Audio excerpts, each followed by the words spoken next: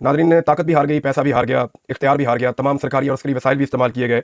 Establishment ने भी अपनी पूरी ताकत लगाई और पंजाब हुकूमत ने भी अपना पूरा जोर लगाया, जबकि वफाकी हुकूमत भी इसके अंदर हिस्सेदार बनी। बहुत सारे इख्तियारात इस्तेमाल किए गए, बहुत सारी पुरकशिश किस्म की पेशकश की गई लोगों को, लेकिन इसके बावजूद जो सरकार है वो हार गई है और कैदी नंबर 804 एक मरतबा फिर उसका नाम जीत गया है।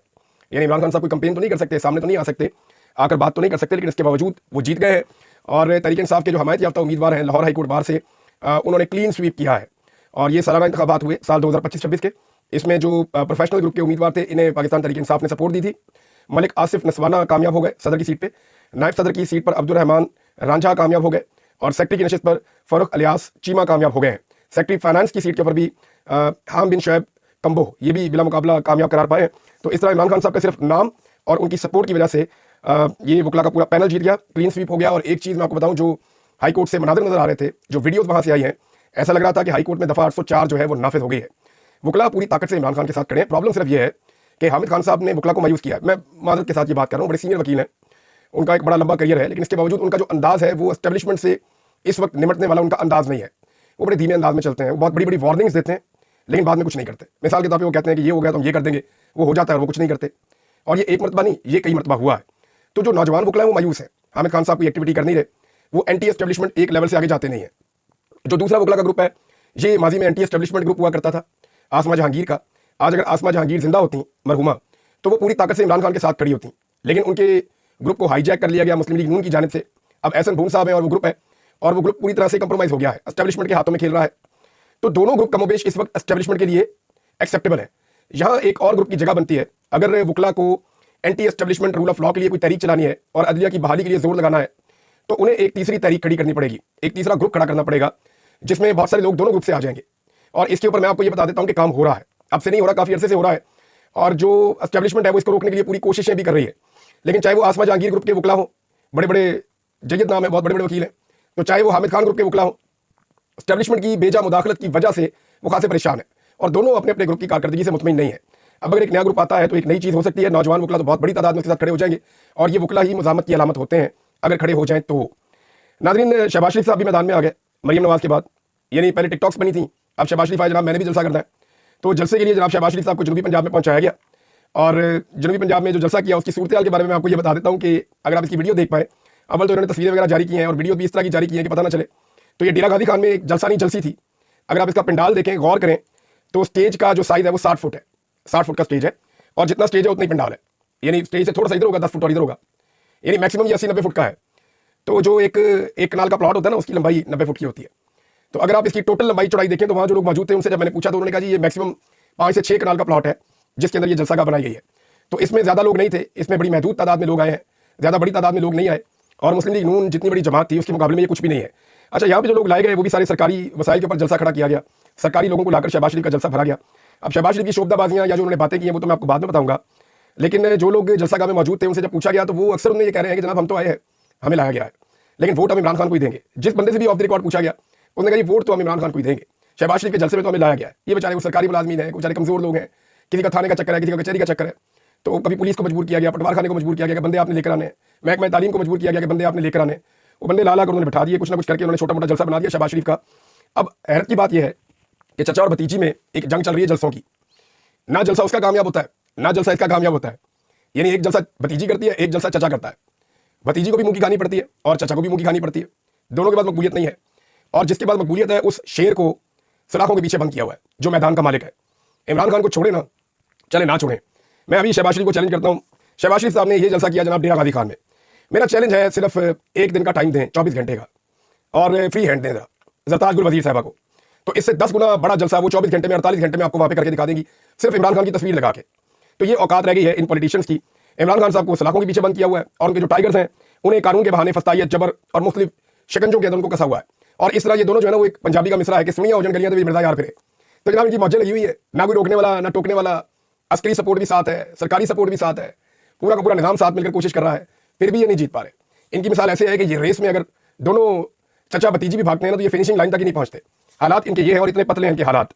स्टेज के बारे में बताया 5 से 6 कनाल के से ज़्यादा जगह नहीं थी। और एक और बड़ी अजीब चीज़ मैं आपको बताता हूँ, मैंने कुछ विजुअल देखे कि पंडाल के बाहर इमरान खान साहब का तो जलसा गा के बाहर एक जलसा हो रहा होता है ना, इमरान खान साहब ना भी आए, उनके खिलाड़ी भी निकले तो जलसा गा के बाहर एक बड़ा जलसा हो रहा होता है।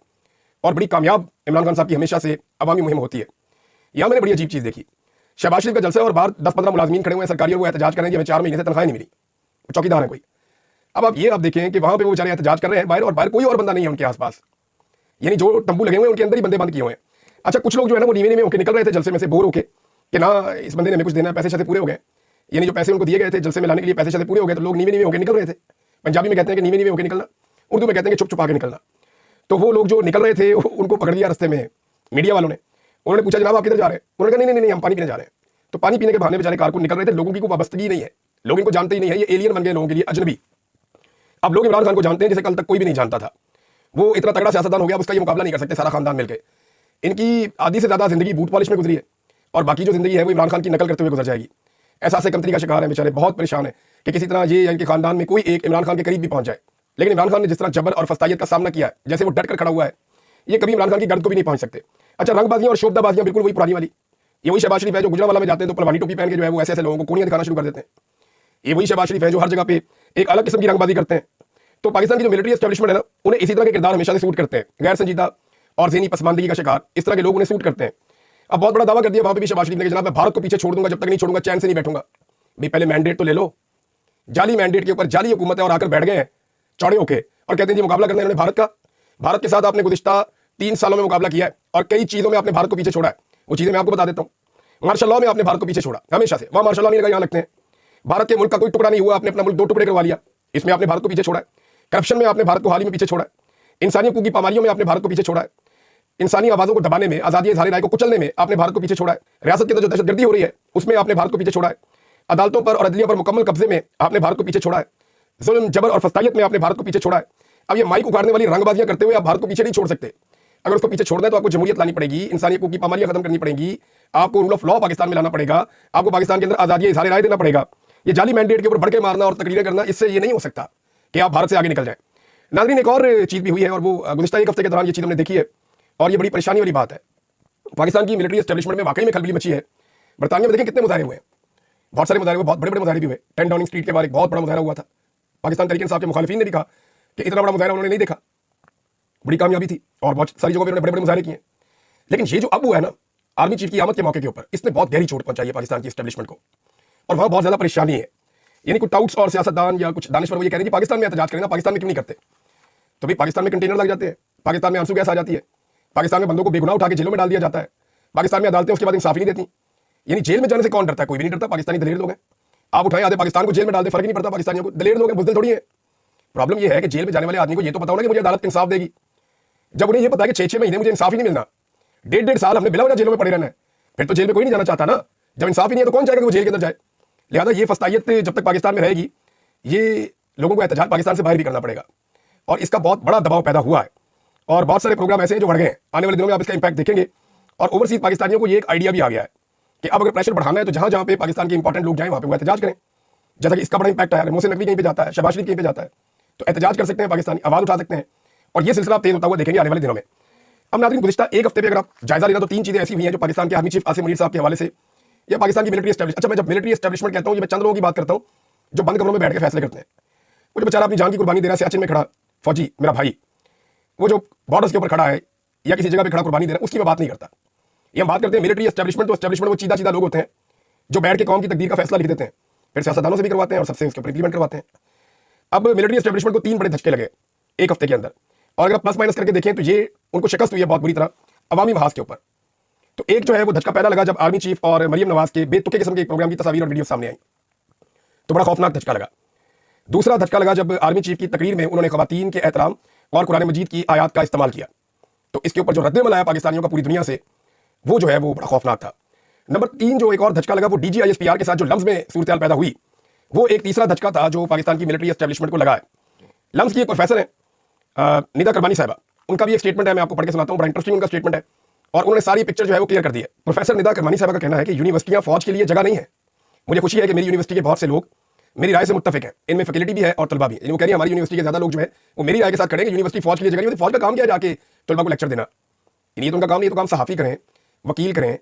फौज में तो जो लोग भर्ती होते हैं उनको ट्रेनिंग दे सकते हैं, या अगर तलबा ने कुछ सीखना है दिफाई मैदान में तो वो फौज के पास जाए, उनकी जगहों पे वहाँ जाके विजिट करें, वहाँ पे सीख सकते हैं। क्या दुनिया के मुख्तलिफ फौजों के जो अफसरान हैं वो जाके यूनिवर्सिटियों में लेक्चर्स देते हैं या ऐसे सेशंस करते हैं? ये बड़ा अहम सवाल है और ये मुझे प्रोफेसर निदा करमानी साहबा की बात से मेरे दिमाग में ये बात आई। तो उन्होंने कहा कि मेरी राय से मुत्तफिक हैं ज़्यादा लोग मेरी यूनिवर्सिटी के, दीगर यूनिवर्सिटियों में खास तौर पर सरकारी जो इदारे हैं या यूनिवर्सिटियाँ हैं उनमें तलबा और फैकल्टी के पास शिरकत ना करने का इख्तियार ही नहीं होता, यानी उन्हें ज़बरदस्ती ले जाकर बैठा दिया जाता है।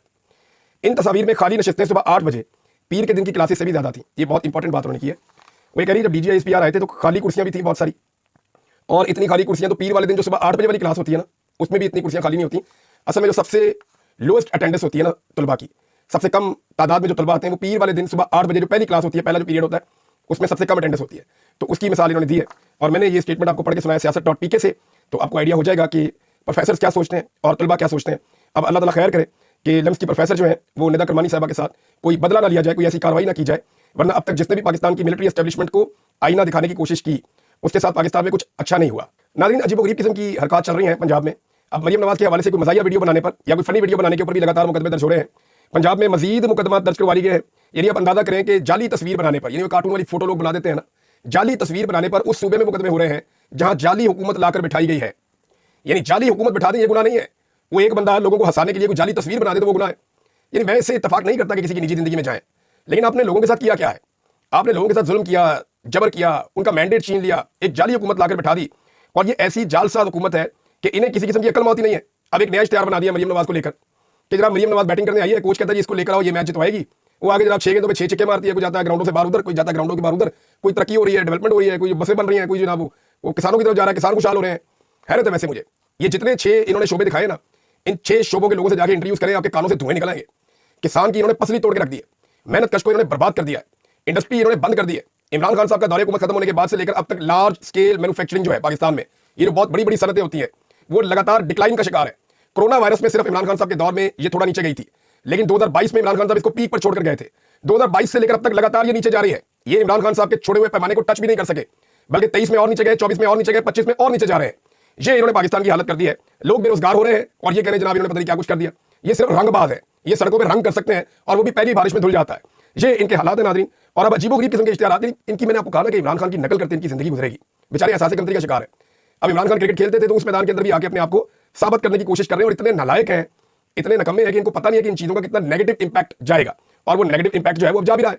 पाकिस्तान तहरीक इंसाफ ने नाज़रीन एम्बेसियों के पते शेयर कर दिए हैं पाकिस्तानियों की आसानी के लिए, ताकि ओवरसीज पाकिस्तानी इमरान खान साहब का जो आर्मी चीफ के नाम लिखा हुआ खत है उसे प्रिंट करवाएं और आर्मी हाउस रावलपिंडी कैंट मंदरजा झील पते पर अरसाल करें।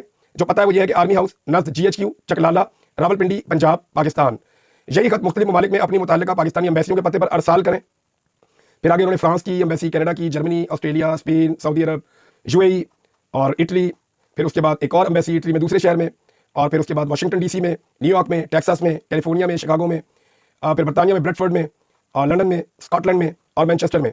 हर तरफ इन्होंने जनाब एड्रेस बाकायदा लिख कर दे दिए। ये आप अपनी स्क्रीन पे देख सकते हैं। यहाँ पे ओवरसीज पाकिस्तानी खत भिजवा सकते हैं आर्मी चीफ को, ताकि कल को वो ये ना कहें कि मैंने तो खत पढ़ा ही नहीं, मैं पढ़ देता तो शायद कुछ और होता, लेकिन उन्होंने कहा मैं नहीं पढ़ूंगा, मैं वज़ीर आज़म को दे दूंगा।